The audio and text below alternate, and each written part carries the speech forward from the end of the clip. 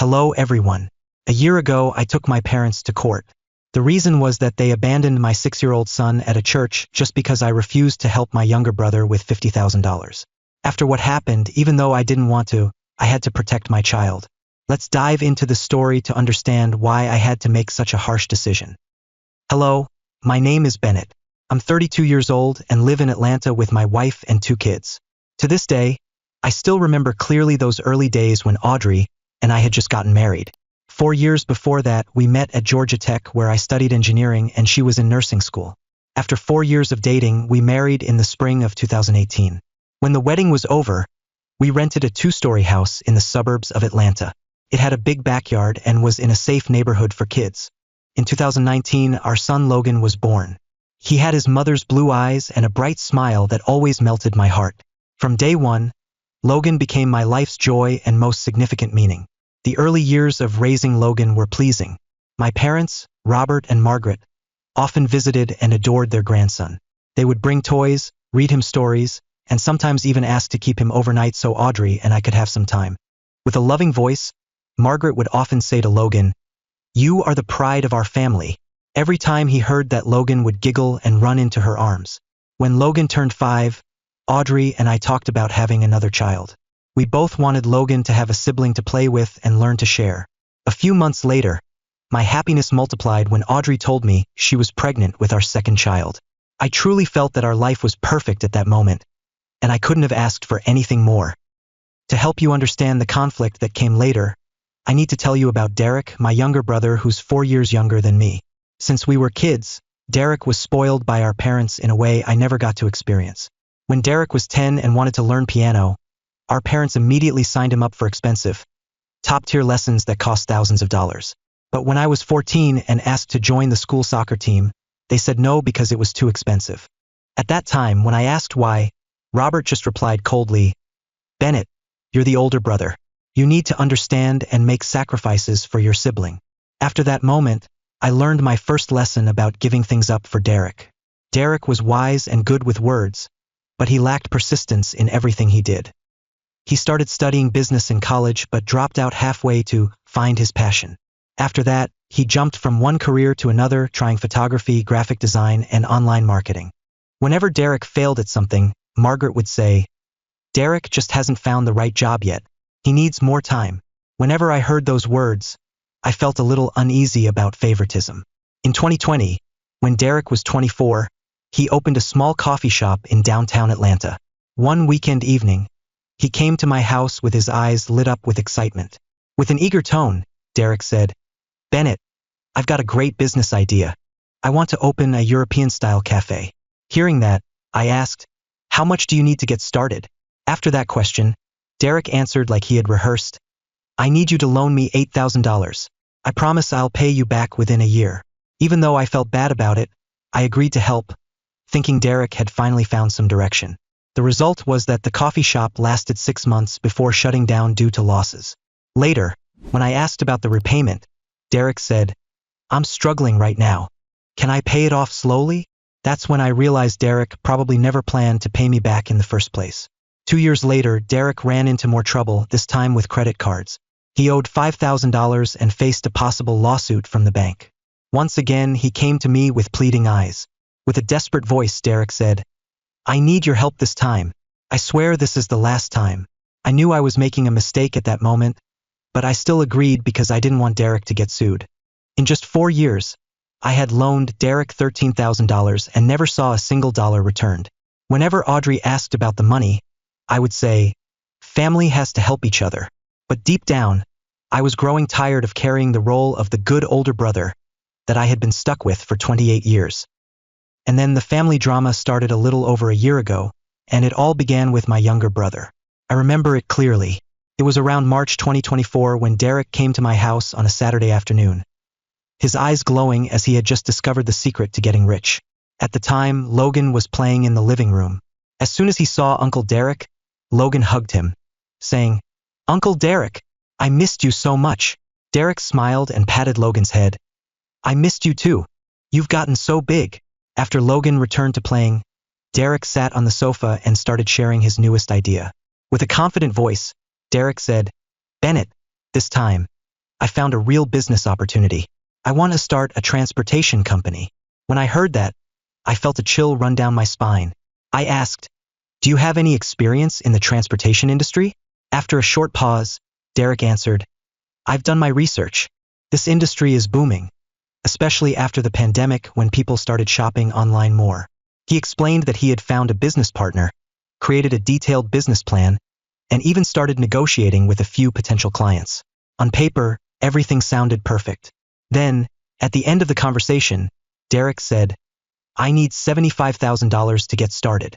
I already have $25,000 in savings. Can you help me with the rest?" When I heard the number and the request, I sighed and said, "Derek, that's a lot of money. I need some time to think about it." Derek nodded after hearing my response, but I could see the disappointment in his eyes. About a month later, Derek called to share some good news. He told me he had secured a loan from the bank and officially launched his company. At that moment, I congratulated my brother and quietly hoped that this time he would succeed. For the first 3 months, Derek was thrilled about his new business. He bought 2 used trucks, hired 2 drivers, and began taking orders. Everything seemed to be going well. But by the 4th month, I started hearing Derek complain about problems like rising fuel costs, delayed customer payments, and one of the drivers quitting unexpectedly. With a worried voice, Derek said, "Things aren't going the way I expected. I'm facing some financial trouble." Hearing that, I felt genuinely sad for him. By the 5th month, Derek admitted that his company was taking heavy losses. He owed money to the bank, fuel suppliers, and even the one remaining driver for unpaid wages. Then, on a weekend evening in October, Derek came to my house looking worn out, with red eyes and no trace of the confidence he once had.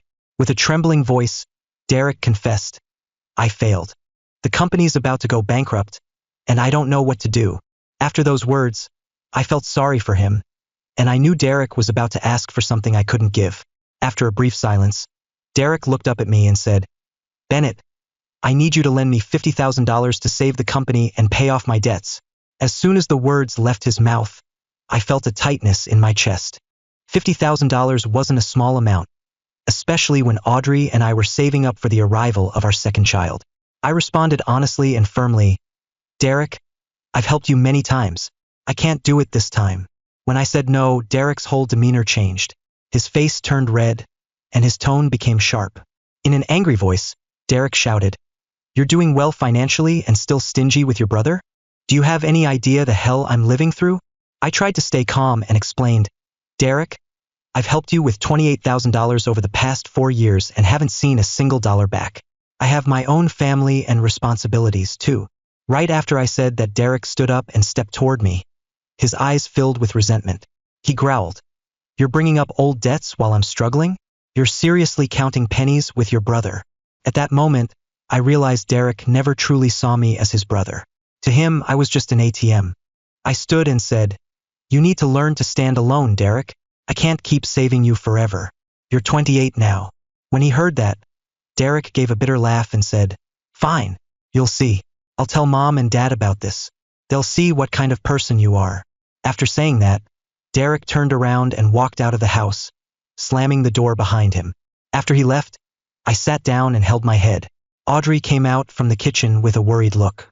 She sat next to me and asked, "Are you okay?" I looked at her and said, "I think I just lost a brother." Audrey wrapped her arms around me and whispered, "You did the right thing. We can't sacrifice our family's happiness for someone who doesn't appreciate it." At that moment, I felt her support and knew I had made the right decision. 3 days after the argument with Derek, my mother, Margaret, called me.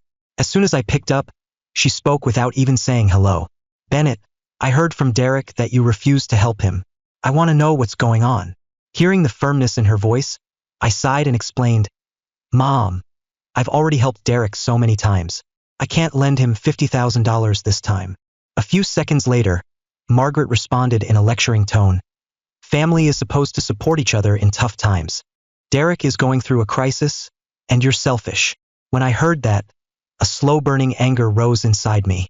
I said, "Do you even know I gave Derek $13,000 and never got a single cent back?" She kept quiet momentarily and replied, "Money doesn't matter as much as brotherhood. You're well off now and still keeping score with your brother." After hearing that, I realized I couldn't continue the conversation. I told her goodbye and hung up. About 2 hours later, my father, Robert, called. With a cold tone, Robert said, "Bennett, you've disappointed me. You only care about your wife and have forgotten your real family." Those words made my heart stop for a second.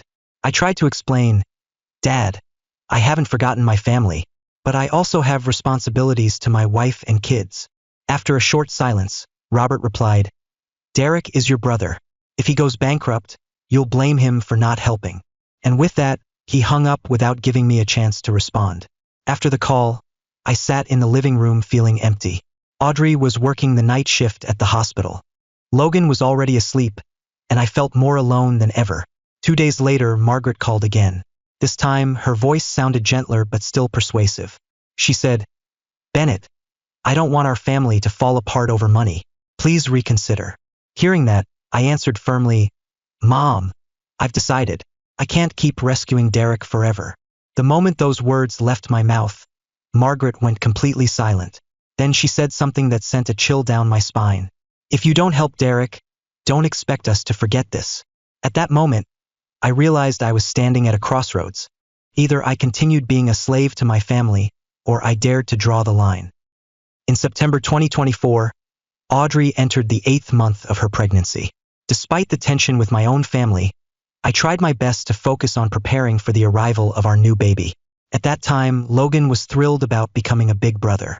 Every night before bed, he would place his hand on Audrey's belly and talk to his little sister. Logan would often say with his innocent voice, "Baby, I'm waiting for you to come out, so we can play together." During those moments, Audrey would smile and gently pat Logan's head. Times like that helped me forget all the stress surrounding Derek and my parents. We had set up the baby's room in soft pink tones, bought all the essentials, and even let Logan help pick out his sister's first toys. During that period, Robert and Margaret still called occasionally but no longer brought up Derek. Instead, they asked about Audrey's pregnancy and showed interest in Logan. Then, one weekend evening, Margaret called and said, "I want to visit Logan. I miss him so much." When I heard that, I felt relieved, thinking maybe everything was finally behind us. I agreed to let my parents visit the following weekend. When Robert and Margaret arrived, they brought gifts for Logan and seemed genuinely cheerful. They asked about Audrey, played with Logan, and even helped prepare dinner. Seeing the family so happy, I believed we might have survived the crisis. But I didn't know our family was about to face an absolute storm. About 2 months later, I was getting ready for work on a Monday morning when Audrey suddenly screamed from the bathroom. I rushed in immediately and found her holding her belly, her face twisted in pain. At that moment, I knew the baby was coming. We headed straight to the hospital. When we arrived, the nurses quickly brought Audrey into the delivery room. The doctor examined her and told us the baby would be born in a few hours. While waiting for Audrey to give birth, I suddenly remembered a significant issue. We had to pick Logan up from school that afternoon. Right away, I thought of my parents. I needed their help. Without hesitation, I called Robert. When I asked if they could pick up Logan, they agreed without a second thought. My father said, "Don't worry about a thing. Just focus on Audrey at the hospital. We'll take care of Logan." Hearing that, I felt deeply grateful. In such an urgent moment, nothing meant more than having family support. After I hung up with my dad, I quickly called Logan's school to inform them that his grandparents would pick him up instead of us. The teacher noted the update and wished Audrey a smooth delivery. After 6 hours of labor, my daughter Sophia was born at 2:30 in the afternoon, weighing 3.2 kilograms. She was healthy, with her mother's blue eyes and soft blonde hair. I couldn't hold back my tears when the doctor placed Sophia in my arms. With a voice trembling from emotion, I whispered to Audrey, "Thank you for giving me such a beautiful gift." Hearing that, Audrey smiled, exhausted but happy. When Audrey and Sophia were moved into a regular room, I called my family to share the good news. With excitement in my voice, I said, "Sophia's here. The baby is healthy and doing great." When she heard the news, Margaret shouted joyfully, "Oh my God, we have another granddaughter." After that call, I reminded them about picking up Logan that afternoon. They confirmed they remembered and said they would bring Logan to the hospital that evening to meet his little sister. I thanked them immediately, not knowing that just a few hours later, I would go through something I would never forget for the rest of my life. Around 6 in the evening, when I still hadn't received a call from my parents to confirm they had picked up Logan, I immediately tried calling them, but after nearly 20 calls to my mother and father, no one answered. No one replied to my messages either. At that point, a wave of emotion came over me. I felt worried, restless, and full of dread. By 6:30, while I was still trying to call home, my phone suddenly rang from an unknown number. As soon as I picked up, a calm male voice spoke. "Hello, this is Pastor Williams. I'm looking for Mr. Bennett Morrison." The moment I heard that, my heart nearly stopped. I replied, "Yes, this is Bennett. What's going on, Pastor?" Immediately, Pastor Williams answered with concern in his voice. "We found a boy named Logan sitting alone in the church. He has a wristband with your name and phone number on it." At that moment, it felt like my entire world collapsed around me. I nearly shouted, "My son is there? Is he hurt?" After a few seconds, Pastor Williams replied, "He's not hurt, but he's terrified and has been crying a lot." With my voice shaking, I said, "Pastor, I'm on my way now. Please don't let anyone take my son anywhere." Pastor Williams responded immediately, "We'll wait for you. He's safe here." After I ended the call, I turned to Audrey and told her, "My parents left Logan at a church. I have to go get him now." Hearing that, Audrey suddenly burst into tears. "How could they do that to Logan?" I kissed her forehead and said, "Stay here with Sophia. I'll bring Logan home right away." About 30 minutes later, I arrived at the church. Those 30 minutes felt longer than 30 years. When I got there, Pastor Williams was waiting at the main entrance. He looked to be in his 50s, with a kind face and eyes filled with concern. As soon as he saw me, he said, "Mr. Bennett, the boy is in my office." When I stepped into the office, I saw Logan curled up in a large chair, clutching the teddy bear Audrey had given him. His eyes were red from crying, his hair was messy, and his clothes were wrinkled. Logan ran into my arms when he saw me and sobbed, "Daddy, I was so scared. Grandma and Grandpa said you didn't love me anymore." Hearing those words, I held Logan tightly and felt my heart shatter into 1,000 pieces.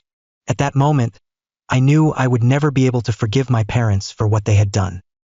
After bringing Logan back to the hospital and ensuring he had calmed down, I confronted my parents directly. It was already close to 10 at night, but I couldn't wait until morning. I drove to their house with a heart full of rage. When I got there, I rang the doorbell repeatedly until Robert opened the door. He didn't look surprised to see me.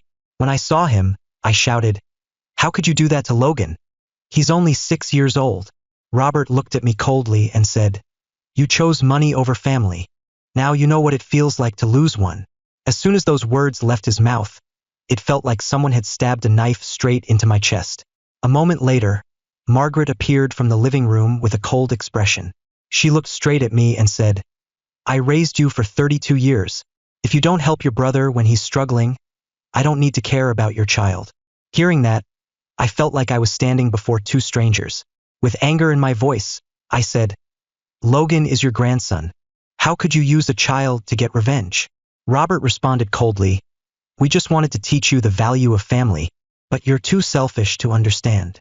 At that point, I realized that the people standing before me were no longer the parents I once knew. After a few seconds, I looked them both in the eyes and said, "From this day on, I will consider myself parentless, and I will take you to court for child abandonment." When I finished speaking, Robert shouted, "You're taking your parents to court. Go ahead and do it." I turned around and left the house, slamming the door behind me.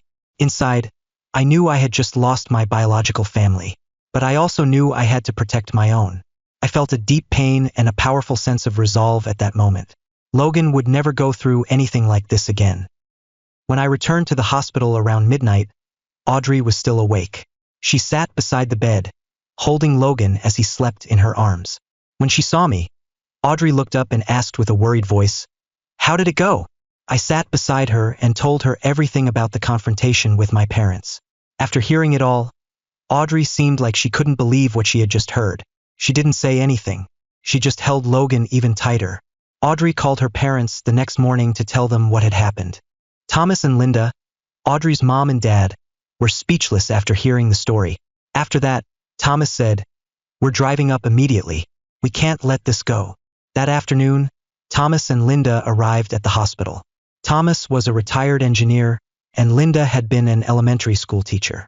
Both of them were kind people who deeply loved their family. When she saw Logan, Linda wrapped her arms around him and said, "Sweetheart, Grandma and Grandpa will protect you." Hearing that, Logan smiled and ran into her arms. Thomas sat beside me and said, "Bennett, we can't believe your parents would do something like that to a 6-year-old. That's not something people with hearts would ever do." Hearing those words gave me a sense of comfort, knowing some people truly understood and stood by me. After that, Linda added, "We'll support you through the legal process. This can't be ignored." When I heard her say that, it felt like a light had finally broken through the darkness. In the following days, Thomas and Linda stayed in Atlanta to help our family. They cared for Logan while Audrey recovered from childbirth, and I handled the legal matters. With his grandparents around, Logan slowly began to trust again. They read him stories, played with him, and ensured he always felt loved. One evening, Logan looked at me and asked, "Daddy, why don't Grandma and Grandpa love me like Nana and Papa?" Hearing that, I held Logan close and said, "Sweetheart, not everyone knows how to love the right way, but Daddy, Mommy, and your grandparents on Mommy's side will always love you with all our hearts." After I said that, Logan nodded and leaned into me. I realized that real family isn't about shared blood at that moment. It's about the people who stand by you and protect you when life gets hard. 2 days after we were discharged from the hospital, Derek called me. As soon as I picked up, he spoke right away. His voice was shaky and full of fear. "Bennett, I just heard from Mom and Dad about what happened with Logan. I can't believe it." Hearing that, a wave of anger rose inside me. I asked him, "Did you know they planned to do this?" Derek replied sincerely, "I swear I had no idea. I only vented to them about you refusing to help. I never thought they would go that far." Hearing his voice, I could sense that he was telling the truth. After that, Derek asked how Logan was doing and checked in on Audrey and the new baby. After the call, I felt a little relieved. At least Derek showed genuine regret and seemed willing to take responsibility for what had happened. At that moment, I realized that maybe Derek had finally learned the most important lesson of his life. Our actions can profoundly affect the innocent. The following Monday, with financial support from Thomas and Linda, I first met with attorney Jennifer Martinez, an expert in child protection and family law cases. Jennifer was a 45-year-old woman with 20 years of experience in the field. She had sharp eyes but carried a sense of deep compassion as she listened to my story. After hearing everything, Jennifer said, "This is one of the most serious cases I've encountered. Using a child for personal revenge is unacceptable." Hearing that gave me a sense of reassurance. I quickly asked, "Do we have enough evidence to file a lawsuit?" A few seconds later, Jennifer responded, "We have Pastor Williams's testimony, and we may be able to get surveillance footage from the church. I'll reach out to obtain the recordings." Over the next week, Jennifer worked diligently to gather evidence. Pastor Williams agreed to cooperate and provided a detailed statement describing Logan's condition when he was found. At the same time, the church's security camera captured footage of Robert and Margaret dropping Logan off at 5 in the evening. They left without saying a word to the church staff. Watching the footage, I saw Logan run after them, only to be gently pushed back by Margaret, who told him to sit still. That moment shattered my heart into 1,000 pieces. Jennifer also obtained psychological records from Logan's doctor. The report indicated signs of stress and anxiety in Logan following the incident. After 2 weeks of preparation, Jennifer filed a lawsuit against Robert and Margaret in court. The charges included child endangerment, emotional abuse, and abandonment. When they received notice of the lawsuit, Robert and Margaret hired their attorney and tried to deny all the allegations. Their lawyer later contacted Jennifer to suggest settling the case privately, but I refused. At that moment, I told Jennifer, "I want this handled in court. No one should be allowed to hurt a child without facing the consequences." After hearing that, Jennifer nodded in agreement, and we moved forward with the case. 3 months later, the trial took place at Fulton County Court. Due to the seriousness of the case, several local reporters were present to cover the proceedings. I sat in the front row in court with Thomas and Linda that day. Logan was not allowed to attend to protect his emotional well-being. Audrey stayed home to care for Sophia. Robert and Margaret sat on the opposite side with their attorney. I noticed that both of them avoided looking in our direction. Presiding over the case was Judge Patricia Henderson, a 55-year-old woman with 25 years of experience in family court. When the trial began, Jennifer opened with a strong statement. Your Honor, this case is not just about child abandonment. It is about using an innocent child as a tool for personal revenge. Hearing Jennifer speak reassured me that taking them to court was the right decision. Immediately after, Robert and Margaret's attorney tried to defend them. Your Honor, my clients only wanted to teach their son the value of family. They had no intention of harming their grandson. As soon as the statement ended, Jennifer stood and responded firmly. Your Honor, abandoning a 6-year-old child in a public place cannot be considered a life lesson. Pastor Williams was then called to testify.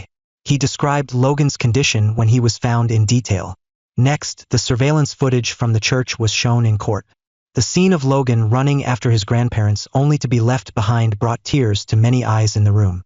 My brother Derek was then called to the stand. He admitted to pressuring our parents but insisted he did not know their plan. Logan's psychologist also presented findings about the emotional impact on him following the incident. Finally, Robert and Margaret were called to speak in their defense. They continued to justify their actions. My mother said, "We only wanted Bennett to understand that family matters more than money."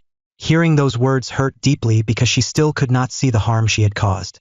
After both sides had presented their case, Judge Henderson called a 30-minute recess before delivering her verdict.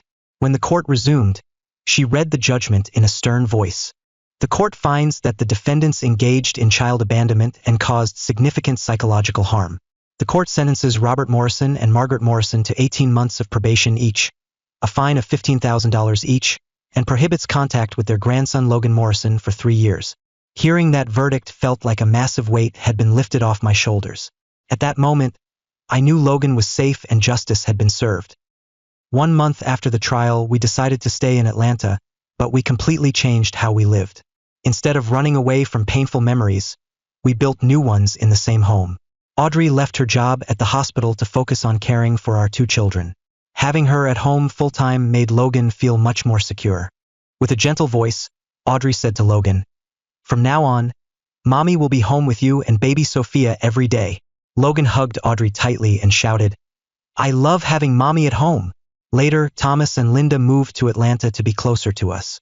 They sold their old house and bought a new one just 15 minutes away, devoting all their love to their 2 grandchildren. Every weekend, Logan would stay at their house. Thomas taught him how to ride a bike and helped him in the garden while Linda read stories and cooked Logan's favorite meals. Linda often told Logan, "Grandma and Grandpa love you and Sophia more than anything. You two are everything to us." Whenever he heard that, Logan would smile brightly and reply, "I love you too, Grandma and Grandpa." As for Sophia, she grew a little more each day and became the new joy of our family. Logan adored his little sister and always helped us take care of her. He would often report her little milestones. He'd say, "Daddy, Sophia smiled at me." Moments like that, I would tell him, "You're an amazing big brother." As for Derek, my younger brother, he still called occasionally to check in, but he had become more independent. Eventually, he found a stable job at a logistics company in Atlanta and repaid the money he owed me in monthly installments. I remember during the first month when he paid me $500, he said, "I've learned my lesson. I will pay you back and never bring pain to anyone again." After hearing that, I truly felt that my brother had matured. As for Robert and Margaret, we completely cut off contact. They tried to call and even asked relatives to step in, but I stood firm in my decision. Even when some family members said, "Bennett, no matter what, they're still your parents," I was ready to answer, real parents would never hurt their children or grandchildren. In the following months, life in Atlanta became peaceful and much happier. Logan fully recovered and became a joyful, smart little boy. Sophia grew up healthy and brought laughter to our home every single day. About 3 months later, we renovated the house, repainted the walls, and replaced the furniture to create a more positive and refreshing space. Most importantly, we filled the home with love from our small family and the grandparents who never left our side. Every evening, after both kids had gone to sleep, Audrey and I would sit in the backyard, sipping coffee and discussing the future. Sometimes, she would ask if I ever regretted my decision. And in those moments, I would always answer firmly, "No, that's the end of my story. What do you think? Was I wrong to take my parents to court?" Let me know your thoughts in the comments below. I genuinely want to hear from you.